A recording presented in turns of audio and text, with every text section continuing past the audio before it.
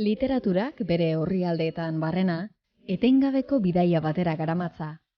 Atzera eta aurrera, denboran naiz espazioan, errealitatean zein fikzioan, edota biak uztartzean. Kepa Altonagak esaterako 75 milioi urte atzera egin eta dinosauroez idatzi du, haien desagertzearen inguruko hipotesiez. Divulgazio zientifikoa eta literatur kutsua uztartzeko gaitasun aparta erakutsi du beste behin. Kepa, liburuan diozu, aldezun guztietan leku honetatik promenatzen zarela aixerrotatik aterata.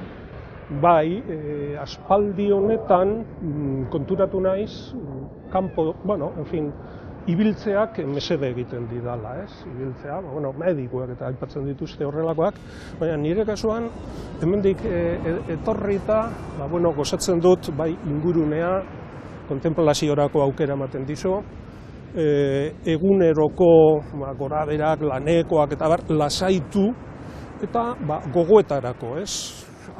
Bestea, ikusten duzula kaio bat, hiltzea, urrezkoa, beti zeo zer datorkizu, eta horrek gero, ez dakizu zer ekar lizuken, idazteko edo, besterik gabe.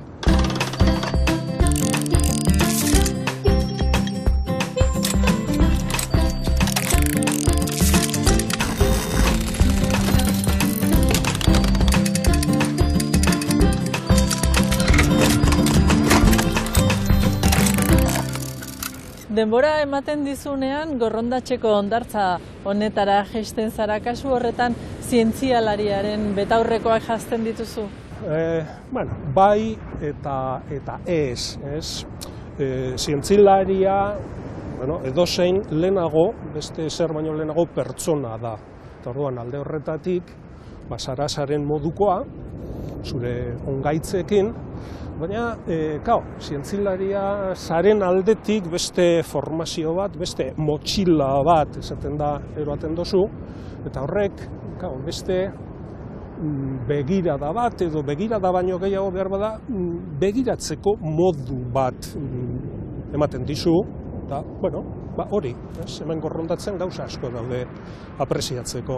Irakaslea zara EHUn zientzia fakultatean, eta hasiera batetik zure irakasgaia euskeraz emateko gogoa zenuen eta indarra gainera. Bai, orduko denporetan justu 79an eman zen lehendabiziko ikasturte osoa euskaraz, biologiako lehen mailan, ni artean amaitu gabe nengoen, baina pilpilean, furfurian zegoen, eta olatu hori harrapatu nuen, eta arrezkezostik hor surfeatzen etorri naiz, oso gustura, bai. Esan daiteke zure ibilbidean Udako Euskal Unibertsitateak garrantzi itzela eduki duela ezbairik gabe? Bai, baina horre ere, aipatu duzu, unibertsitateko lana eta UEU paraleloan suertatu dira. Nik 78an eduki nituen praktika batzu euskaraz, Jesus Mari Txurruka irakaslearekin, eta haren eskutik UEUra ere joan nintzen, eta saltza horretan, humus horretan hasitakoa naiz, niretzat Udako Euskal Unibertsitatea, unibertsitate izena dauka, baina, esango dut, benetako eskola izan da egiatan, eskola.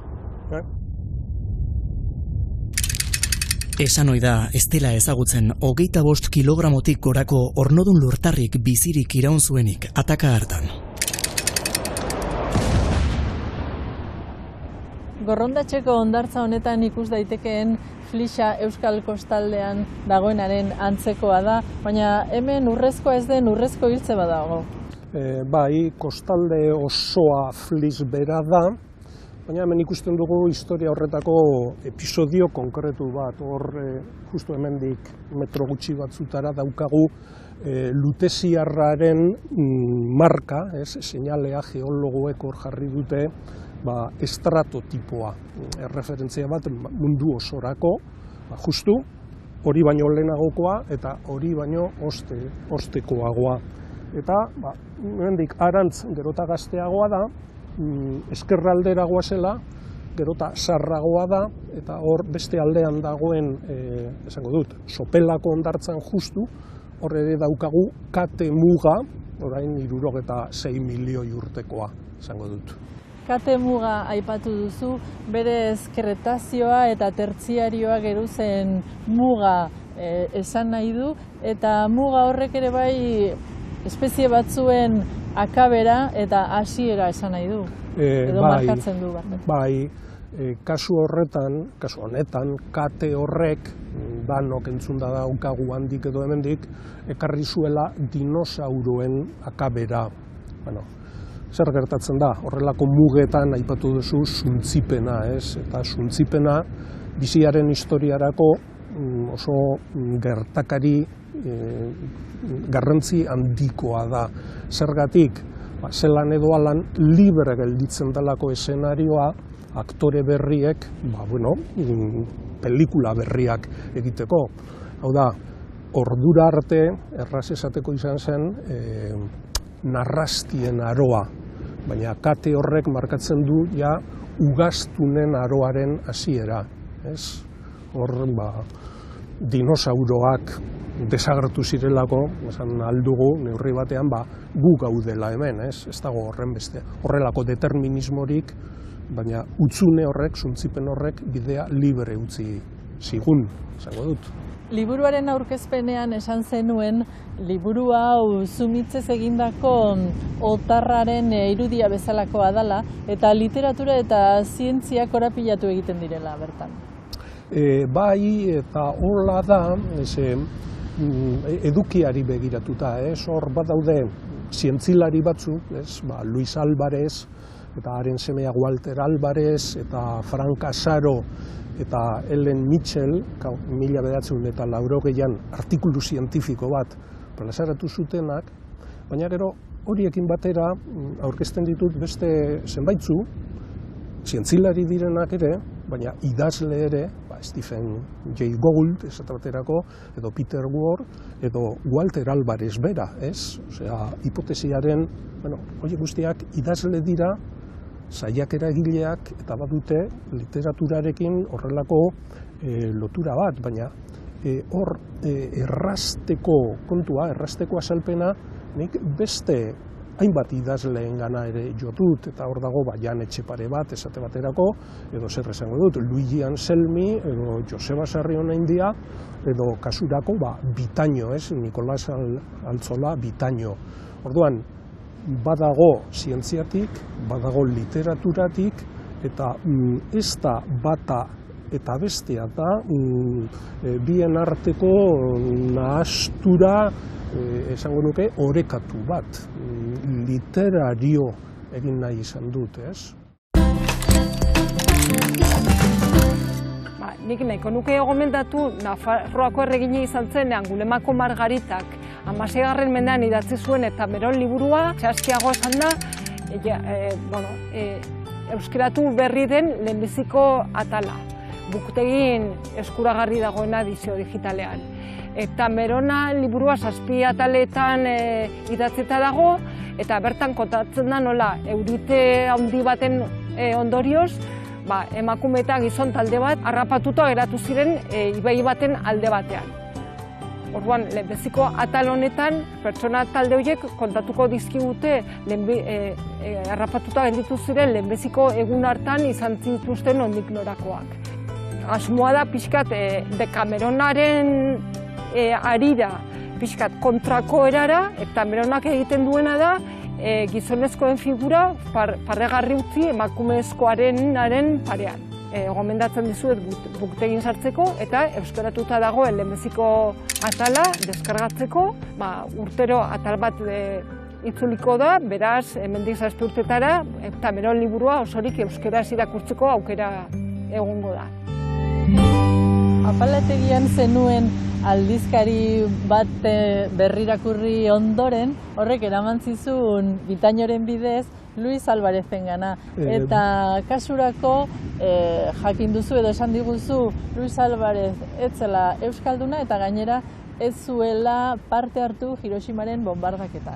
Bai, hor, irakurlea gaian sartu behar dozu, baina modu naturalean interesa biztu behar diozu, eta gaia izatez nahikoa tekniko eta idor suerta daitekenez, hurbilketa hori lagundu behar duzu, ez? Eta pentsatu nuen horretarako egokia litekela Bitainok 1980 Euskadi batean esandako gauza bat nik orduan irakurri eta pentsatu ez da posible, ez? Eta aipatzen zuen, ari baten barruan,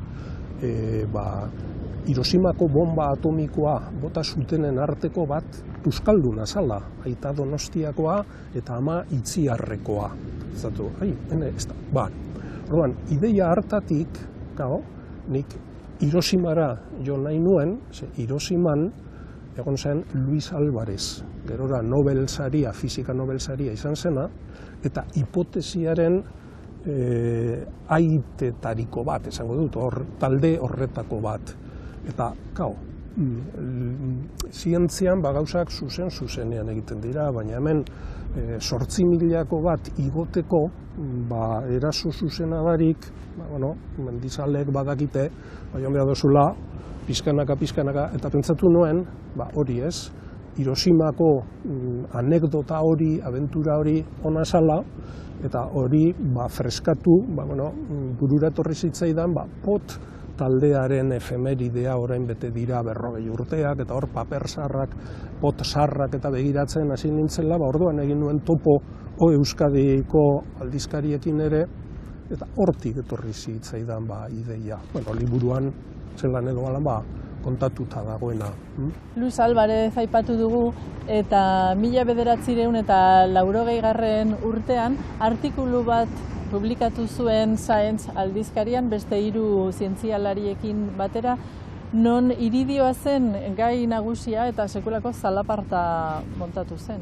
Hor kontua da, orduan, eta gaur egun ere, iridioa nahiko elementu arraro, ez ezaguna suertatzen zaigula, ez? Nik hor, liburuan ematen ditut azalpen minimo batzuk, irakurlea, jakitun jartzeko, baina jende askori iridioari buruz galdetzen badiozu, erantzuna da, Guggenheim da iridiozkoa, ez? Ez. Orduan, olako datu batzuk eman behar dira, eta nik eman egiten ditut liburuan, baina minimoki irakurleak aurrera egin ahal izan dezan. Ez gaia sakonki ikuspegi horretatik landu nahi dudalako. Literatura transmisio ual gisa erabili izan duzula esan daiteke hau guztia azaltzeko, eta baita literaturaren denboraren joanaren neurketa egiteko ere bai? Liburu hau, ematen du tekniko, gai tekniko baten ingurukoa dela, baina ez da hain tekniko. Nik erraz esateko gauza bat nabarmendu nahi izan dut, ez? Iridioak eraman gaituela meteoritoaren ideiara, eta ez gehienok edo normalean ulertzen dugun moduan, meteorito bat erori zen, eta hortik etorri da iridioa. Logika zientifikoa iridio meteoritoa da, ez meteorito iridioa. Hori irensgarri edo egiteko, ni baliatu naiz literaturaz, ez? Eta hortik, liburuan, momentu batean, agertzen da Louis Anselmiren poema eder bat, ez? Gin tonic, esate baterako. Nik modu lehor batean edo azaldutakoa, poema horretan bisualizatzeko beste modu ulergarriago batean, intuitiboago batean nahi baduzu. Edo modu berean, aipatu ditut, zer esango dizut, Jan Etxepare eta Pierre Lafitte, gure klasikoak dira, ematen du, beste mundu bateko adierazle, erakusle direla, baina haiek ere bazuten eztabaida hori, ez, meteorituarena, baina Etxeparek aipatu zuen gure mundua ziliporta bat zela, hau da, txipristin bat zela, modurik ederrenean. Eta handik, hori egin zuen, esango dut, Beribilez liburuan, 1991an, okerrespanago. Handik, urtetara, 1952an, Etxepare hilda dagoela, Lafitek erantzun egin zion, ezetz. Bizia ez dala biharamunik gabeko ziliporta ez deus bat dinotzo. Horre ere, ez iridioa, baina maila bereko eztabaidetan gaude, ez? Orduan, alde horretatik, literaturak badauka, hainbat kontu tekniko edo filosofiko, nahi badituzu, argitzeko bidea. Hortik eraman nahi izan dut liburua. Kamila Sosaren Las Malas hautatuko nuke. Iaz ateratakoa da, eta gortan kontatzen digu Argentinan 2000. hamarkadan emakume trans baten ibilerak eta abenturak eta desbenturak, ez? Eta uste dut begirada oso kritiko, baina potente batetik ekartzen duela. La traversée du continent, Michel Tremblay idazle quebektarrarena, euskaraz esan nahi du kontinentearen zeharkaldia, neskatza gazte baten bidaia kontatzen du Kanada erdialdetik Montrealeraino trenez bera bakarrik, 2-3 egun inguru irauten du eta oso ondo kontatuta dago neskatzaren ikuspuntutik umeen hiztegiarekin eta oso hunkigarria, 2 baino gehiagotan irakurri dut eta oso hunkigarria egin zait, oso inspiratzen nau liburu horrek eta berez idazle horren liburu guztiek bezala.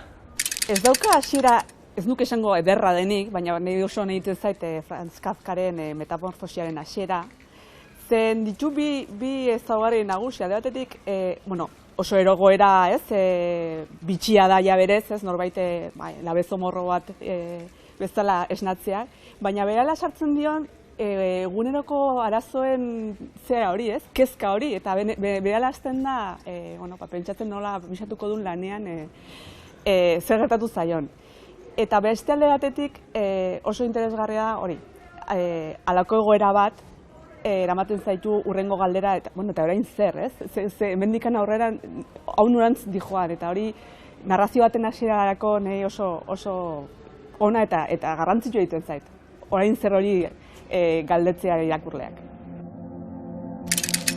Goiz batean, Gregor Samsa amets nahasiak izan da esnatu zenean, zomorro beldurgarri bat bihurturik aurkitu zuen ohean bere burua.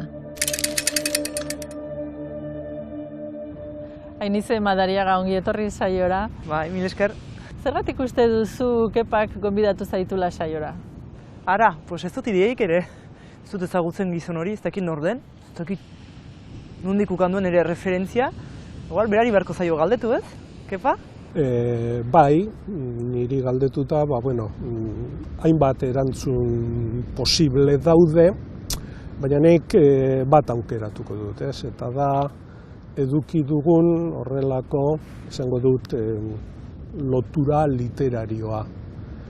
Eta lotura hori 2016an edo hasi zen, okerrespanago, Mauleko irakurle kluba dala eta ez dala, BIK horatzen dozo. Egia.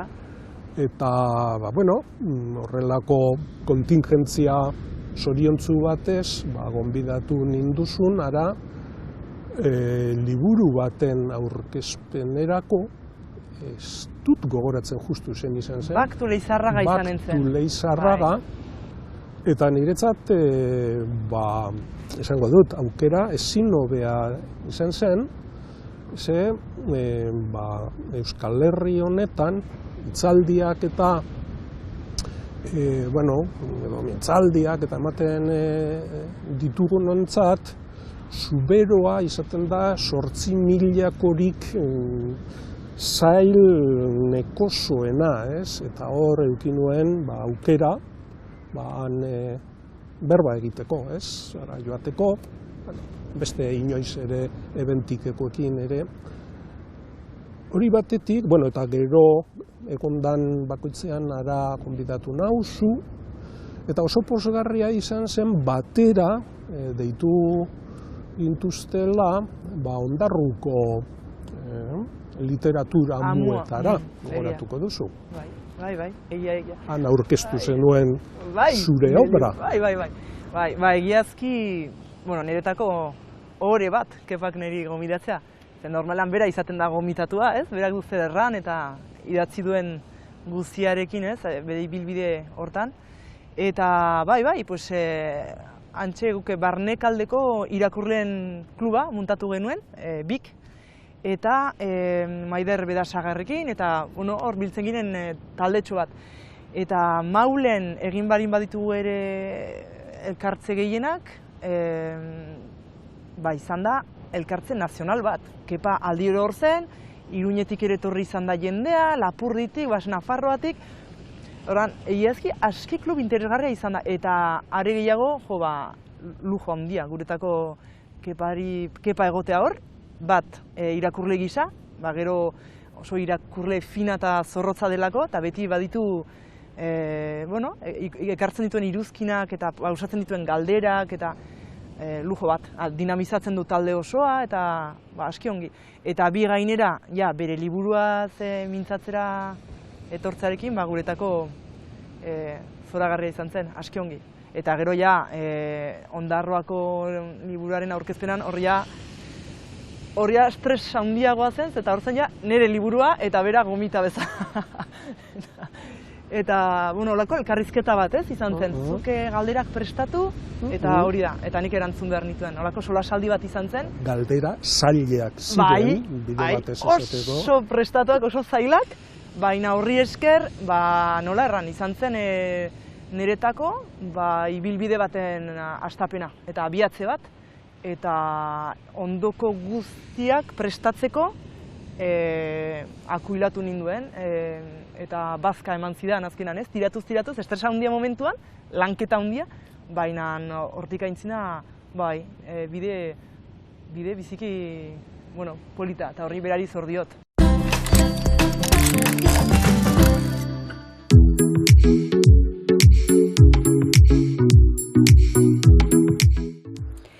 Bat aukeratzekotan, ez dakiz zein aukeratuko neuken, egixe da oindala urtetxo batzuk aizialdixen oso gustora irakurri nabala Dolores Redondon, El Guardián Invisible. Piloa zentra honetan eta oso gustora irakurri naban. Aste honetan Lucio Donzelek harri jasotze liburu argitaratu dau, baina harrixakin lotute 2019 Álvaro Bermejok nire aitai buruz idatzi ban liburue deuket oso kutxune, Jose Antonio Gisasola zela ideitzen da liburue, eta aitan biografixie eta bere harri jasotzeko historia kontatzen dauz bertan. Eta, Álvarok irakurri banien zirriborrue emozten aitak irakurtzeko, eta oso unkitute irakurrena liburu bada. Egiz izan, ez dozte asko ardure, hasieri harine bada, beste dana nahi dabe modoko izen dexela. Hemen aukeratzi pixkat gatxain jata, hainbat liburu nahi neukeze azaldu edo, gustora irakurritua zenak izan di eta alduntzen lagundoztienak El Silencio de Clara Lindon eta El Reino del Azar, gogoratzeko batez be emakumeak gizarte honetan ze zailtasun oki dabezan, eta gaur egun apurke pixka zailtasun horrek apurtzen bagoiezela, eta emakume moduen, herri kirolari moduen plazaratzen lagundoztie, baina bizitzeko eta inderra mondoztena 22 liburu izan da, Paule San Salvadorrena, gogoraratzeko jaikitzen gaien bakotxien ze aukera deko guzan bizitzeko. Pentsazot viaje baten sartzen azela eta viajatzen jutena irakurtzen abien bakotxien, orduan viajatzeko modu bat behitantze jata. Elkartzen zaituen gaia noski euskara da, eta zuk idatzi zenuen liburua garai hartan, eta hementxe daukazun hori, hain zuzen hizkuntzarekin lotura dauka. Bai, erabat, bai. Ekarri dudana da, izan da, azkenean euskaldun batek informalki kontatu zidan bere bizipena, bere historia, eta bere lekukotasuna dute ekarri. Eta bi hitzez kontatzeko da, zailtasun komunikatibo handiak dituen pertsona bada, erran nahi baitu taldean balin bada eta holako apneak ditu bere burua defenditzeko, ez? Lanean, edozen likutan.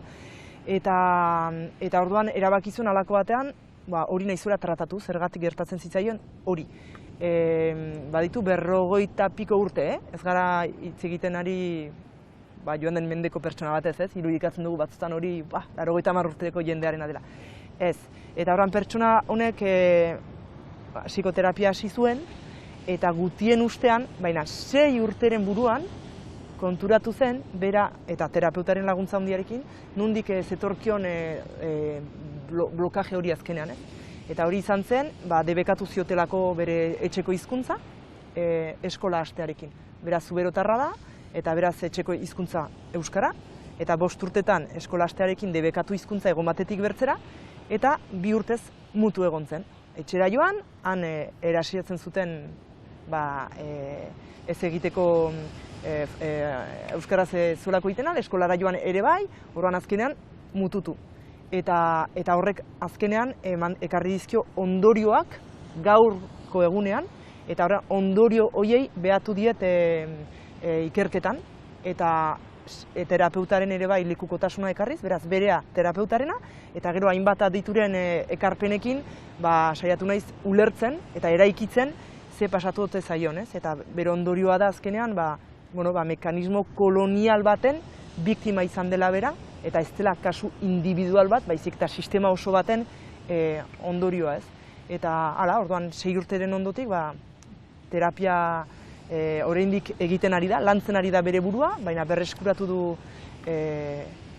euskara, seme-alabekin ere bai, gurasoekin ere bai, zenta gurasoak ere pasatu ziren frantsesera, eta gero berak izan ditu ondorio fisikoak ere bai, eta horiek izan dira niretako emozionalez aparte oso berriak, enituenak ezagutzen. Orduan hizkuntza bat inori debekatzeak, ekartzen ditu ondorio emozionalak izugarri larriak, baina gainera fisikoak ere bai.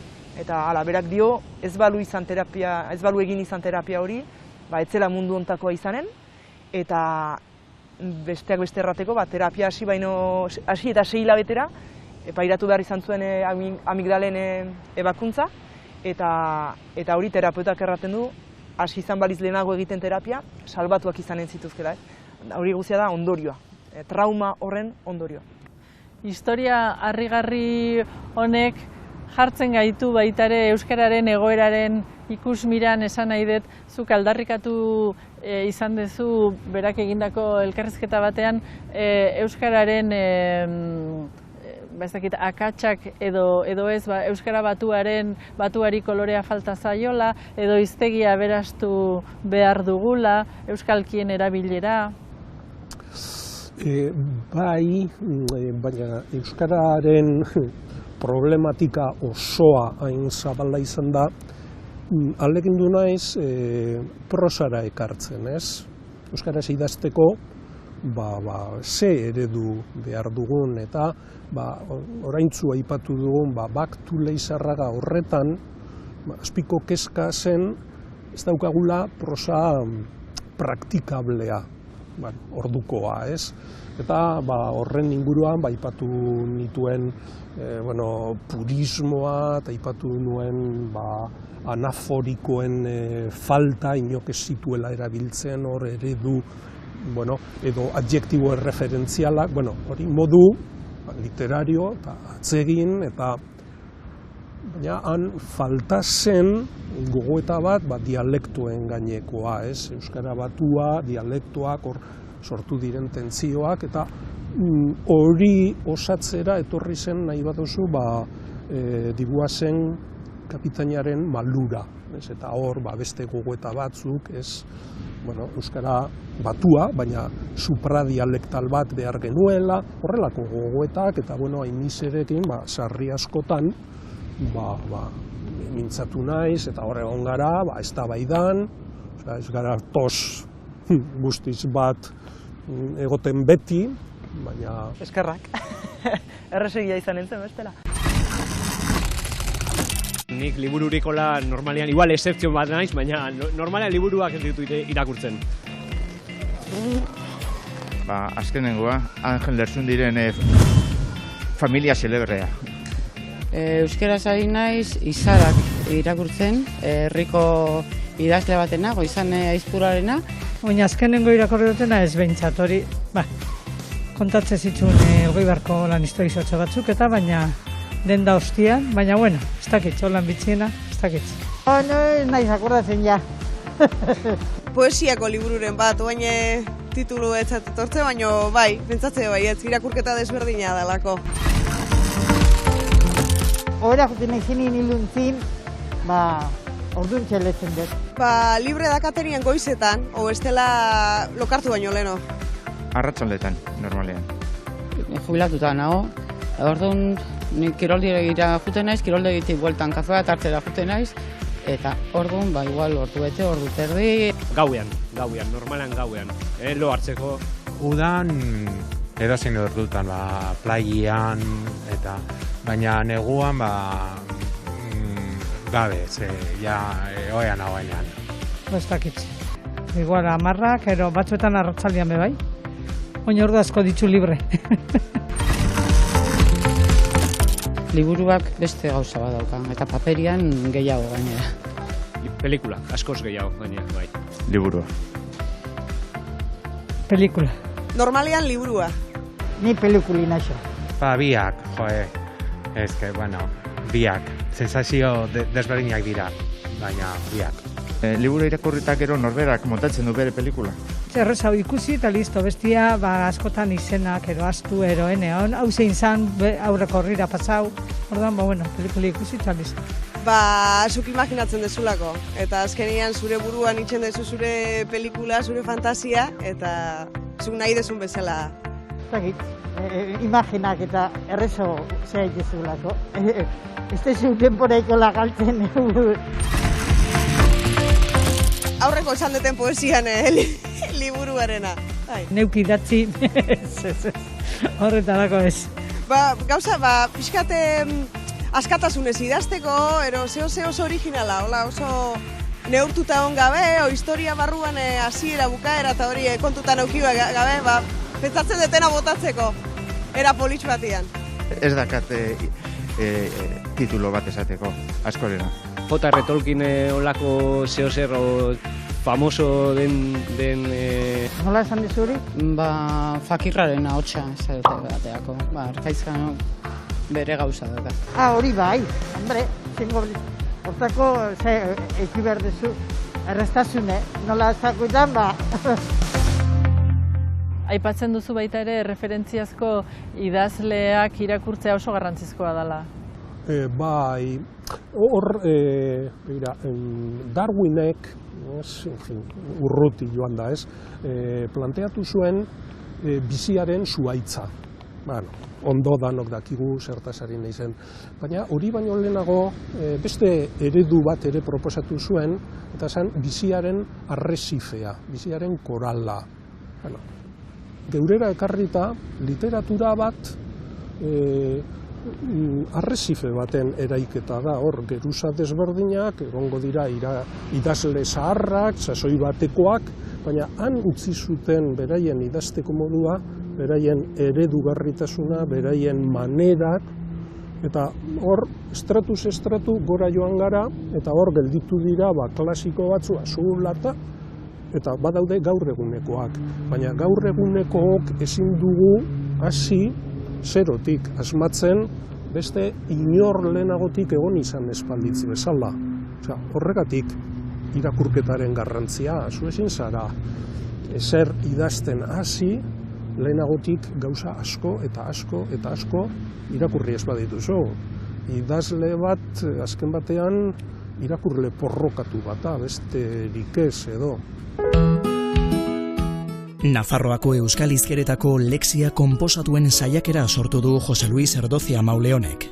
Bertan, lokuzio, esamolde edo esapide eta aditz perifrasiak topatuko ditugu besteak beste. Harreman toxikoak, indarkeriaren nonnaikotasuna edota memoria historikoa lantzen ditu Francisco Castro idazle galiziarrak orain euskaraz gozatzeko aukera dugun eleberri honetan. Umeentzako beste 2 narrazio kaleratu ditu Betsaida Urtaza Elizburuk. Misterioz eta iluntasunez betetako abata, eta liburua ireki orduko mundu polit batera eramaten gaituen abestea. Ez da esan behar literatura, esan behar da liburuak. Ez da esan behar literatura gustatzen zait, baizik eta liburuak gustatzen zaizkit, edo liburuak irakurtzea maite dut. Batzutan gainera, areago zehaztea komeni da, liburuak gustatzen zaizkit, esan beharrean, Dickensen liburuak gustatzen zaizkit, esan behar da. Azken batean, inok ez du jatea gustatzen zait esaten, baizik eta adibidez, izokina gustatzen zait. Liburu batzuk haize eta errez irakurtzen dira, beste batzuk nekez. Jende batek dio, erraz irakurtzen diren liburuek ez dute ezer balio. Klitze edo topikoz beteta egoten dira, eta helburu kriminal batekin bakarrik erabil daitezke, hotz, denbora akabatzeko, baina bai, egia da hori. Errazaren aurkako jendea bezala, zailaren aurkakoa ere badago. Ez ni aspertu mesedez, esango du jende horrek, lerro bat 2 aldiz irakurtzeko kinkan jarri eskero. Ze astuna protestatuko du elkarrizketarik gabeko liburuari begira. Baina arbuiatzaile horiek lenguak bezain idiotak dira. Badira, noski, bere ideia ustasuna eta bere mostasun poetikoa zirriborro ulertezin batekin disimulatzen ahalegintzen direnak. Baina salbuespenak salbuespen, zailtasunak maiz izaten du sarma.